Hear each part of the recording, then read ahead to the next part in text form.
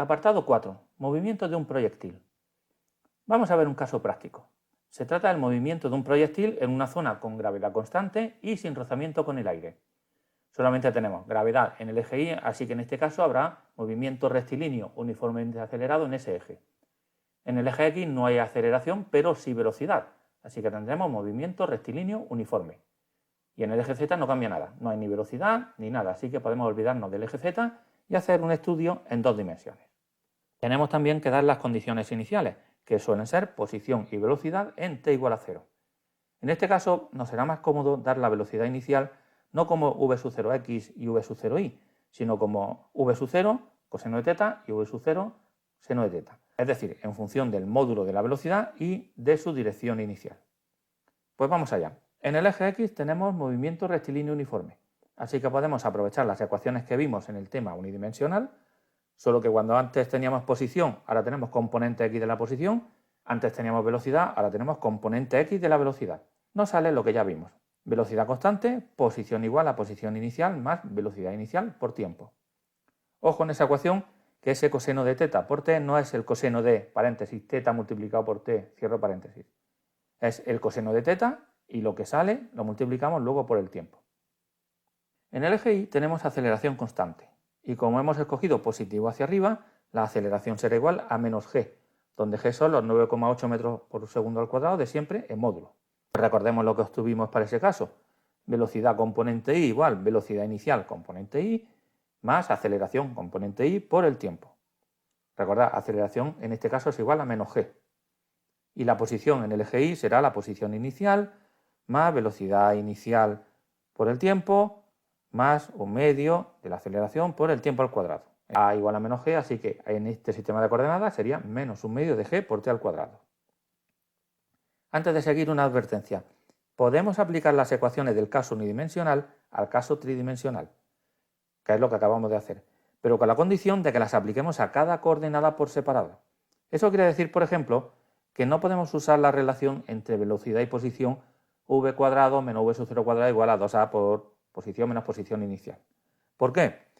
Pues porque la velocidad, en esa v y en esa v sub 0, están incluidas las tres componentes, y eso no vale. Si acaso, podríamos usar esa ecuación para la componente y. Eso sí sería válido, pero ojo con mezclar cantidades de dos ejes distintos.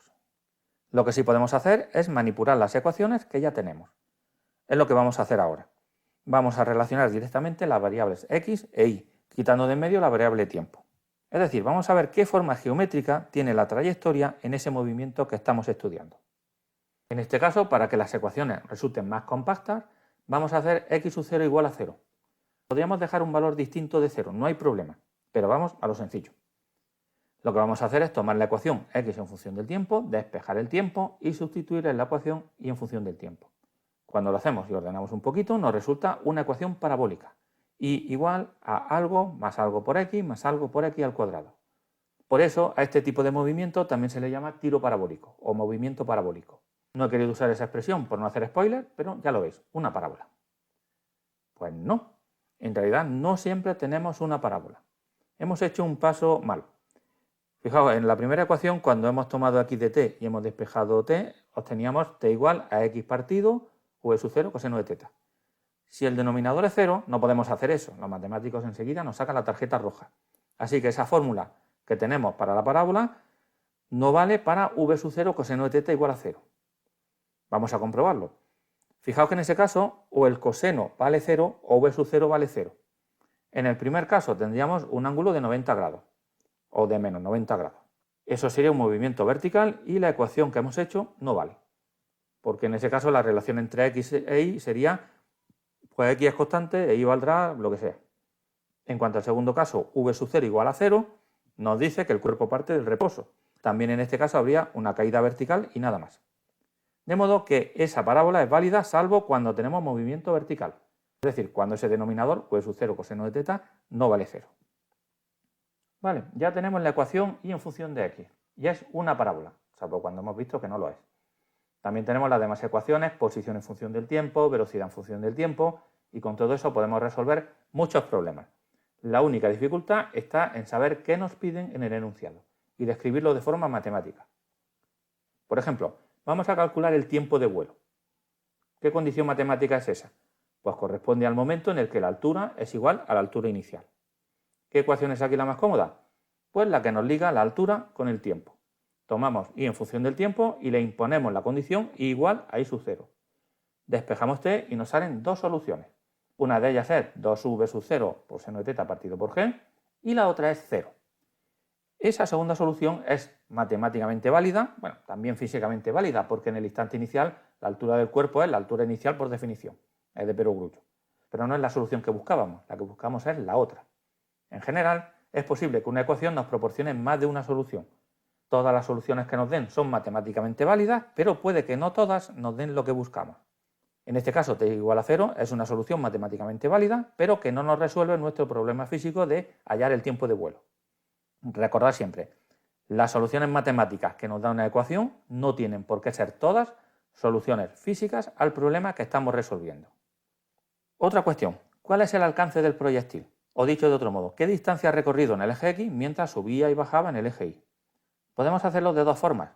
Tomar la ecuación y en función de X e imponerle la condición y igual a i sub 0, o bien tomar la ecuación X en función del tiempo y aprovechar que ya hemos calculado antes el tiempo de vuelo, es decir, el que tarda el proyectil en recorrer en horizontal la distancia que buscamos. Lo hagamos como lo hagamos, tenemos una ecuación sencilla.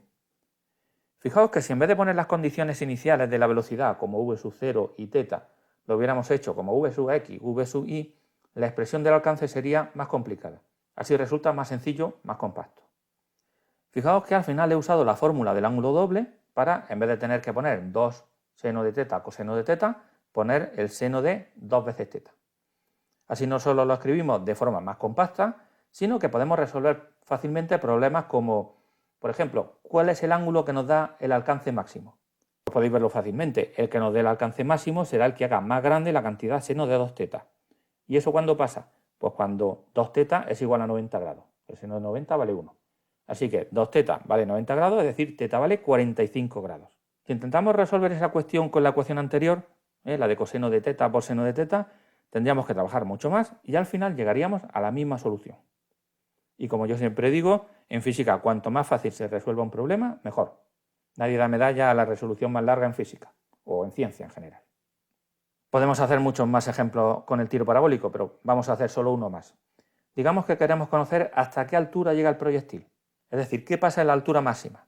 Obviamente que la altura es máxima, ¿vale? Pero ¿eso cómo se come matemáticamente? Si sabéis de derivadas, podéis tomar la ecuación y en función de x, derivar igual a 0, que es la forma estándar de hallar un máximo de una función. Y muy bien, no solamente un máximo, también vale para mínimo y puntos de inflexión, ¿vale? Pero bueno, hay que complicarse la vida. Lo que pasa arriba del todo es simplemente que la componente y de la velocidad es 0.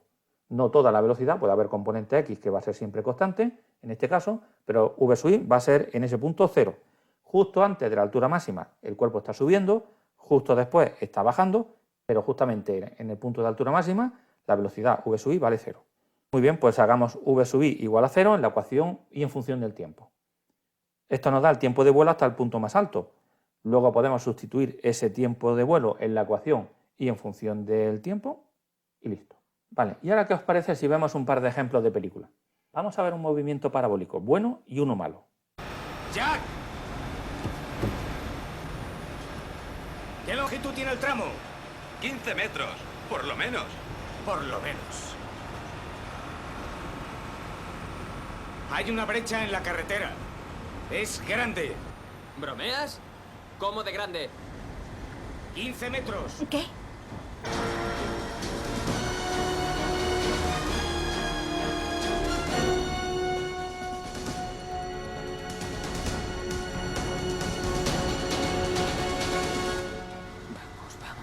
¡Vamos!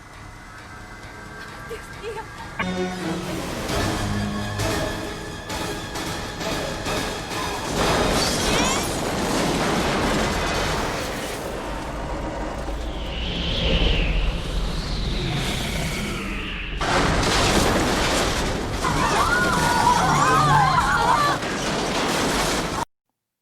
Este es el ejemplo malo. Y si te has reído, no te preocupes porque también se ríen los alumnos míos en el aula todos los años. Está claro por qué. Cuando el autobús salta, su velocidad vertical es 0. así que la gravedad tirará de él hacia abajo.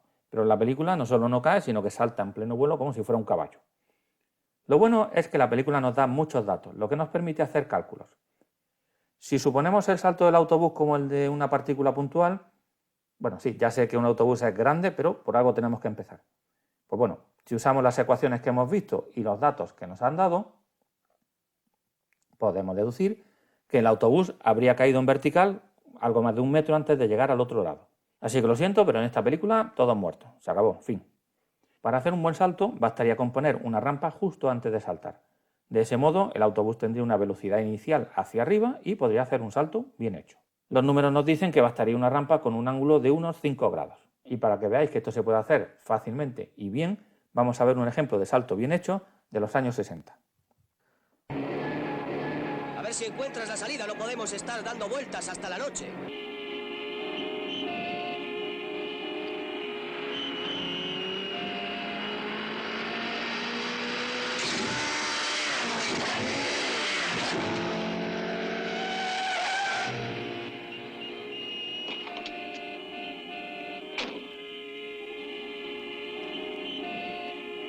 Como veis, no hay que romperse la cabeza para hacer bien las cosas, incluso cuando estás robando un cargamento de oro.